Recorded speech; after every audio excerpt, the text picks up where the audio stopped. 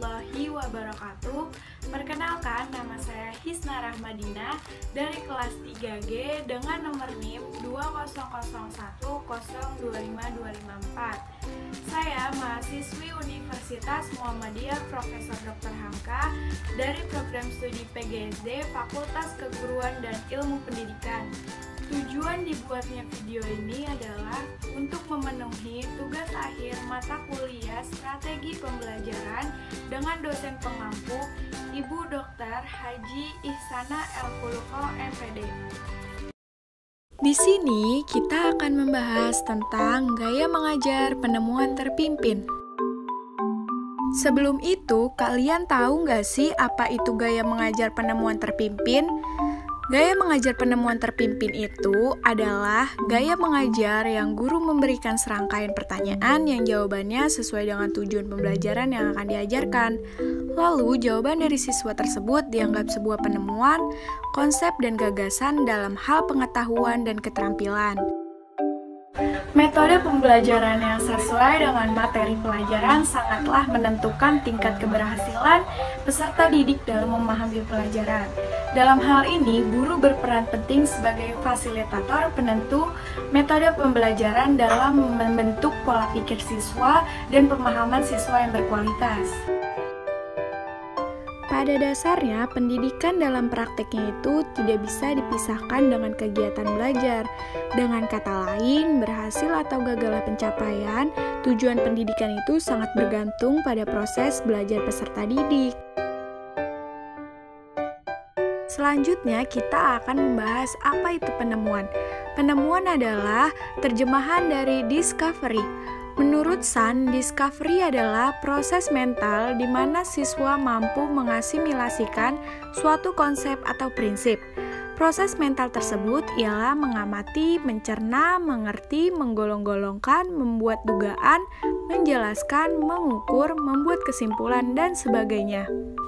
Sedangkan menurut Jerome Bruner, penemuan adalah suatu proses, suatu jalan atau cara dalam mendekati permasalahan, bukannya suatu produk atau inten pengetahuan tertentu.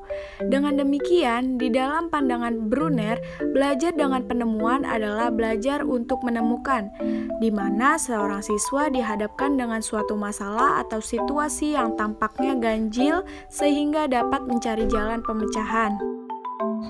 Proses pembelajaran pada saat ini biasanya masih mengarahkan siswa untuk menghafal berbagai informasi dan memaksa otak anak untuk mengingat dan menimbun berbagai informasi tanpa dituntut untuk memahami informasi yang didapatnya dan mengaplikasikannya dalam kehidupan sehari-hari.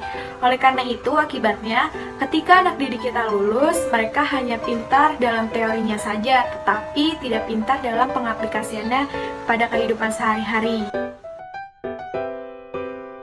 Metode pembelajaran penemuan adalah suatu metode pembelajaran di mana dalam proses belajar mengajar, guru memperkenankan siswa-siswanya menemukan sendiri informasi-informasi yang secara tradisional bisa diberitahukan atau diceramahkan saja. Model penemuan terpimpin adalah model pembelajaran penemuan yang di dalam pelaksanaannya dilakukan oleh siswa berdasarkan petunjuk-petunjuk guru.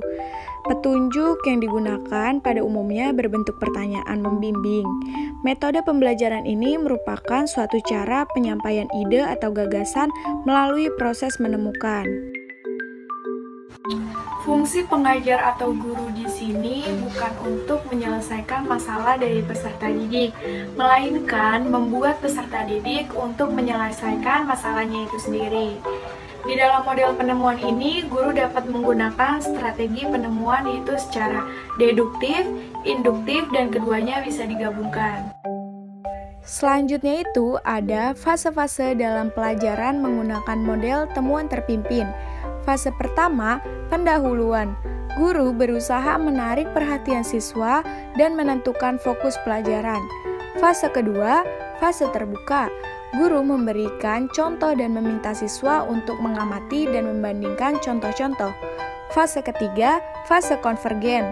Guru menanyakan pertanyaan-pertanyaan lebih spesifik yang dirancang untuk membimbing siswa dalam mencapai pemahaman konsep atau gagasan.